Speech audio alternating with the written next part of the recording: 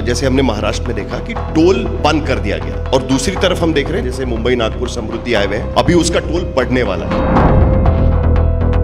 मैं 1 अप्रैल के पहले ऐसी पॉलिसी डिक्लेयर करने जा रहा हूं जिससे आप जिंदगी भर कभी टोल का सवाल नहीं पूछोगे और लोग कोई तकरार नहीं करेंगे, इतना कंसेशन मिल जाएगा। आप नेशनल पॉलिसी लाएंगे? हाँ बिल्कुल तैयार है। माफी नहीं होगी लेकिन भरना पड़ेगा। अभी कुछ ज्यादा नहीं बताऊंगा क्योंकि पार्लियामेंट शुरू है, पर आप खुश हो जाओगे इतना बता। मैंने टोल कलेक्शन करने वाले 20 कंपनी को 2 साल के लिए ब्लैक लिस्टेड कर दिया, और अभी चुन कर बड़े बड़े कॉन्ट्रैक्टर को ब्लैक लिस्टेड करूंगा, फाइन लगाऊंगा और कुछ लोगों को जेल में भी भेजूंगा। अपने इतने में अखबार में न्यूज नहीं पड़ी चाहिए, तो मेरे पास पैसे की कोई कमी। मैं 5 लाख करोड़ के प्रोजेक्ट मोनिटाइज करके फाइल में पड़े हैं। नमस्कार, आप सबका स्वागत है ट्रांसपोर्ट टीवी में। मैं हूं आपके साथ अनुराधा शर्मा सैनी और आप देख रहे हैं ब्रेकिंग न्यूज। सड़क एवं परिवहन मंत्री नितिन गडकरी ने कही बड़ी बात, 1 अप्रैल से लागू होगी नई टोल पॉलिसी।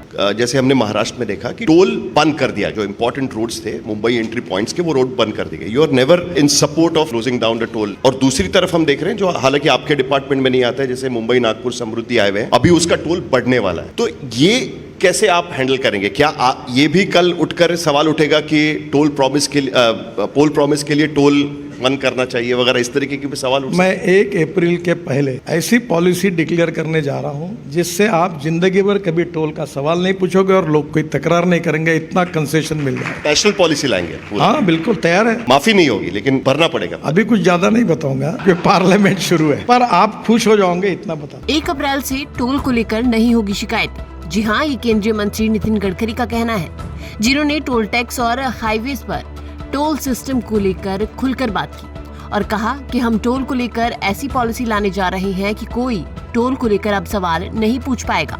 हालांकि उन्होंने इस पर विस्तार से बताने से इनकार किया, लेकिन कहा कि लोग अब नेशनल हाईवेज पर टोल रेट को लेकर बहस नहीं करेंगे। इस ब्रेकिंग में आगे बढ़ने से पहले आप सबके लिए एक जरूरी जानकारी, अगर आपने बीमा पॉलिसी ली है ट्रांसपोर्ट मॉल से और हो जाए कोई दुर्घटना, तो आप कभी भी क्लेम हॉटलाइन पर कॉल कर सकते हैं।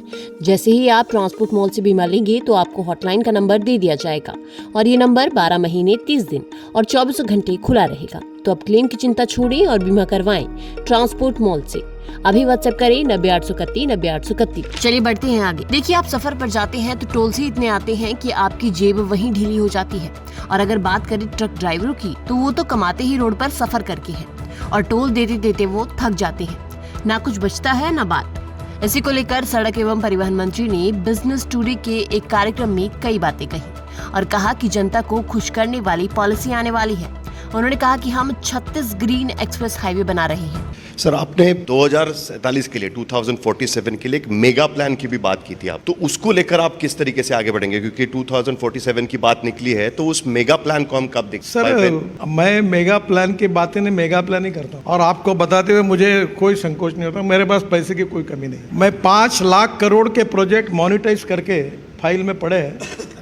मेरा प्रॉब्लम रिसोर्सेस नहीं है, मेरा प्रॉब्लम एक्सपेंडिचर। और हम वही 36 ग्रीन एक्सप्रेस हाईवे बना रहे हैं, जो हमारी पोर्ट कनेक्टिविटी और ग्रीन एक्सप्रेस हाईवे बन रहा है। अभी दिल्ली से मुंबई हमारा लगभग पूरा होते होगा, 12 घंटे में होगा। और विरार से लेकर हम विरार तक हम जोड़ रहे हैं, और विरार तक ये कोस्टल रोड आएगा। अब अभी चेन्नई से बेंगलोर विद इन 3 मंथ 2 घंटे में होगा। दिल्ली टू देहरादून 9 घंटे लगते, 2 घंटे में होगा। दिल्ली से जयपुर 2 घंटे में होगा। ऐसे हम 36 रोड में, चेन्नई से सूरत हमारे रोड का काम शुरू हो गया, काफी पैकेज पूरे हुए। अभी मैं मुंबई से बेंगलोर बना रहा हूँ। I will assure you within 6 hours आप JNPT से अटल ब्रिज के वहां से हमने नया रोड बनाया, जो पुणे एक्सप्रेस हाईवे बनेगा और वो पुणे रिंग रोड से जाकर डायरेक्ट बेंगलोर जाएगा 6 आवर्स में। तो इसके कारण रोड अच्छे बनेंगे और फ्यूल बदल जाएगी। तो मुझे लगता है कि इससे लॉजिस्टिक कॉस्ट, जो सबसे इंपॉर्टेंट चीज है, 14 से 16% थी, वो अगर 9% आएगी तो हमारा एक्सपोर्ट, मेरा एस्टिमेट है कि कम से कम 1.5 गुना बढ़ेगा।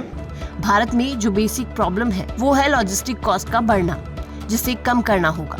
पर कैसे होगा? जब जब टोल कट रहे हैं, भाड़े बढ़ेंगे। नितिन गडकरी का कहना है कि हम मेगा प्लान बनाते हैं, जो कि सच भी है।